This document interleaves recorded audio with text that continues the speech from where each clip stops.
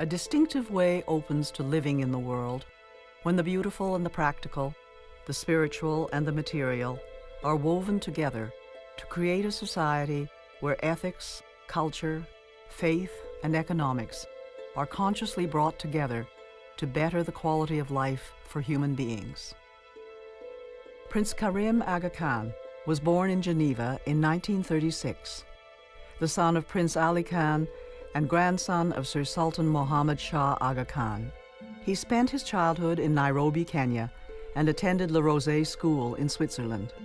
He then went on to attend Harvard University, where he obtained a bachelor's degree. In 1957, Sir Sultan Mohammad Shah, in his will, named his 20-year-old grandson to succeed him as the 49th hereditary Imam of the Shia Ismaili Muslims. He gave his reasons. In view of the fundamentally altered conditions in the world in very recent years, including the discoveries of atomic science, I am convinced that it is in the best interest of the Shia Muslim Ismailia community that I should be succeeded by a young man who has been brought up in the midst of the new age and who brings a new outlook on life to his office as Imam. At this young age, Prince Karim inherited the responsibility as the Imam or spiritual leader of 15 million Ismaili Muslims, today living all over the world.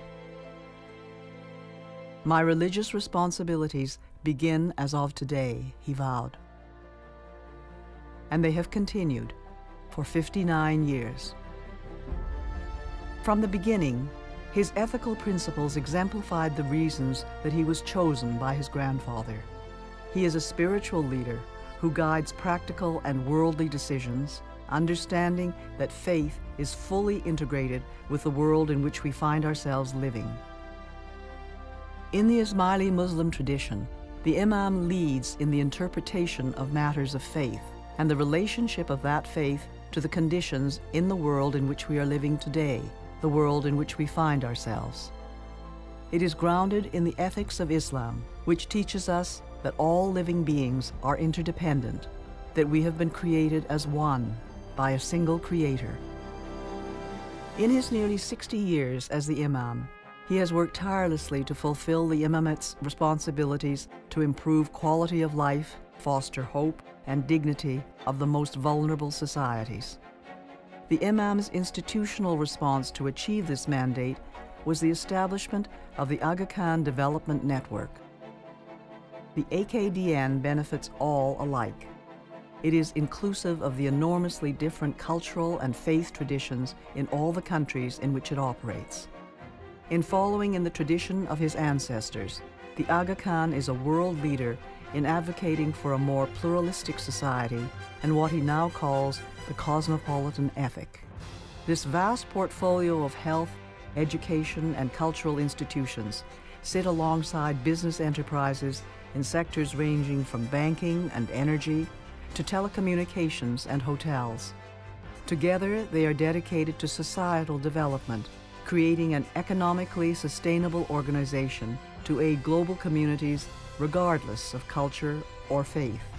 This is His Highness' way of bringing together the faith and action of Muslim beliefs in the context of a pluralistic world. As His Highness declares, development is sustainable only if the beneficiaries become, in a gradual manner, the masters of the process. Expansive revitalization and rejuvenation of buildings and public spaces and the creation of parks not only provides aesthetic inspiration, but are also powerful catalysts for change, making an unparalleled contribution to the betterment of the cities that they find themselves in, like Cairo, Kabul, and Toronto. The Aga Khan Trust for Culture has taken a vast area of medieval rubble and garbage in the center of Cairo and created the exquisite Al-Azhar Park, a place of gardens, trees, plants, and picnic grounds for the people of this densely crowded city. The creation of beauty, utility, and inclusiveness out of garbage, desecration, and indifference create enabling spaces that aptly symbolize the gestures of this great organization. This phenomenal global contribution serves as an inspiration to all of us. His Highness the Aga Khan's work proves that diversity has the capacity to inspire, that pluralistic civil society is the best way forward for global happiness in our time. In the LaFontaine Baldwin Lecture of 2010, he asserted, "The world we seek is not a world where difference is erased, but where difference can be a powerful force for good, helping us to fashion a new sense of cooperation and coherence in our world, and to build together a better life for all."